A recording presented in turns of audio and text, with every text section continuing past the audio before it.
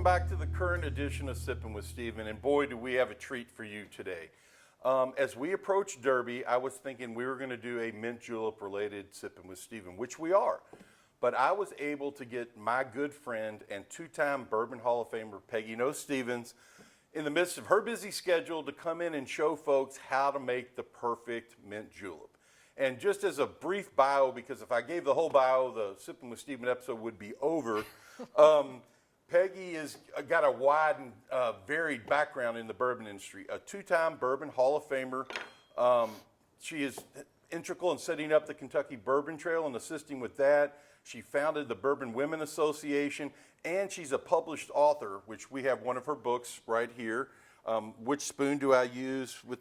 Fork. Which fork do I use with that bourbon? Obviously, I'm a well-read person here. So there are all kinds of things that are going on with Peggy. And what I also wanted to let people know is that I've known her since we were in high school. I'm not going to say how long ago that was. It doesn't bother me, but I don't want to date her as far as how old we both are.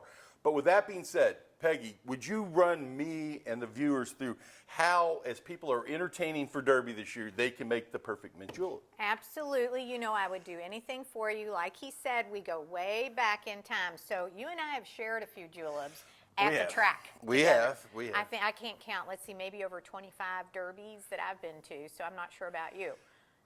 Right about that same amount. Exactly. But in all that time, I can't tell you how intimidated people are to make a perfect mint julep because they think they're very difficult. And on the other hand, they're really quite easy.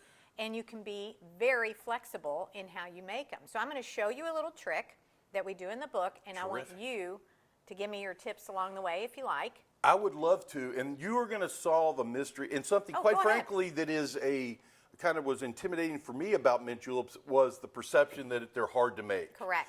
And I want one other point before we start. I think a lot of people have the perception of the taste you get of a julep out at the track.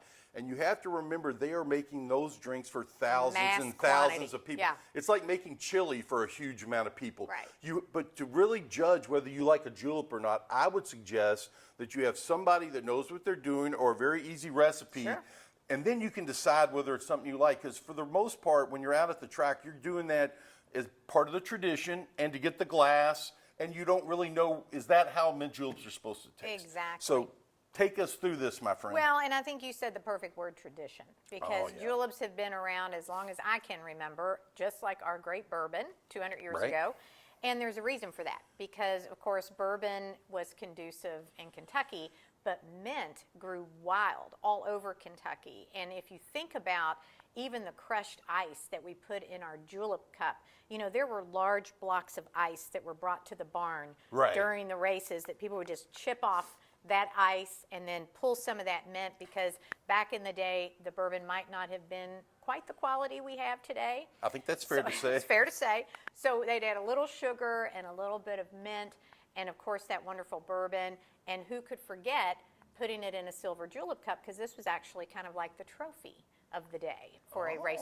Yeah. Very nice. See, I'm learning as we... Nice little touch. Nice little touch. So bringing it back into your home, we're going to make it super easy. And one of the tricks that I like to use, and of course mint is the key to all of this. Sure. And I do grow this on my back patio. I heard this was from your house. It is from my house, and it grows like wildfire. But what I like to do, just a little bit of a trick, I just hold it from the stem and just pull the mint leaves off. And the reason why I do it like that is because we're going to drop just 1 to 2 mint leaves in each of the glasses. And what was so important is that I tore it right at the edge, and I didn't want to make it too bitter, because when you get the stem, it makes it super bitter. And I just... It'd be a little bit overpowering? Overpowering, because all you're doing is kind of extracting the mint oil. So I take my little muddler, and I just bruise that mint. Don't pulverize it, because you just want that subtle, nice mint flavor. So I'll do a little bit of bruise in this cup. That's a great tip, because I would want to pulverize it, and that's not the right way to do it. So thank you. That's tip one. Awesome. And then the next is making your syrup. The syrup is the easiest, and here's a little trick of the trade, if you will. Okay. You just take equal parts granulated sugar and water, and you bring it to a boil. And once that sugar dissolves, you know, then I steep more of the mint leaves in and let it cool like a tea bag. However, you can use brown sugar, marmalades, anything you like, and then you can store it, you know, whether it's in a mason jar or however you choose, but you can store it for months actually, and you'll get this great kind of greenish color. Awesome. And I add just a little bit, maybe like a shot of the syrup mix. Great. And then, of course, we have to do the star of the show. Star of the show being the bourbon. This is the official. It's the official Woodford? Kentucky Derby bottle, and thanks to my friends at Brown-Forman for donating that bottle, since it is the official bourbon of the Kentucky Derby, Now, and a fabulous looking bottle. I'm going to put an ounce to 2 ounce. That's a regular julep, or if you do a Peggy Stevens turbo julep, it might be 3 ounces. Let's go turbo. Okay, I'll go turbo with For you. old time's sake. Just for old time's sake, just because we enjoy these. Well, and that's to taste. That, you know, we can tell our viewers that is, you can do that to taste. Exactly. Depending on how much of bourbon you want in there. Now, I stir my straw very quickly, and then I add my crushed ice. So the Okay. straw will stay put. Fabulous. One more scoop of the ice, just Right. and see, what you want is just that nice little garnish at the top, so Looks that when you spectacular. nose the mint as you sip, and that is yours, my friend. Oh, Look thank at you. this great frost that's already happening. It smells Over the fabulous. Not the mint is not overpowering, as you Not said. a bit. And Not it a looks bit. absolutely terrific as well. I cannot wait till you make yours and we can taste it. But beyond that, this is just fabulous. And for all the viewers, this took all of about 2 minutes, and this is with I'd Peggy say. talking. Right, and Now, I did make my syrup early, but it only takes 1 minute to boil. so for folks doing their derby hosting at home, did not take a whole lot, just the mint and the syrup, and you've outlined how to make the syrup. And if truth be told, if they didn't want to make it authentic, there are store-bought syrups they could use. Now, you know, Absolutely. for folks that want to do that, and they sell mint at different places.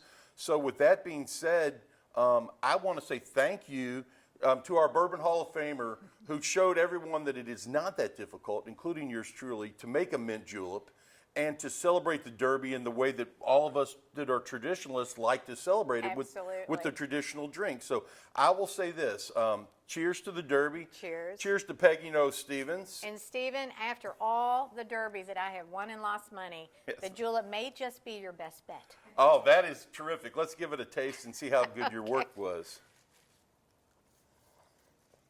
Oh, my goodness. Right on the money? It tastes like the first Saturday in May. It That does. is I mean, that is spectacular. just with the sun shining outside. You On can't our get- old Kentucky home. Old Kentucky home. It is fabulous. Cheers to the Derby and cheers to you, my friend. Cheers to you, dear.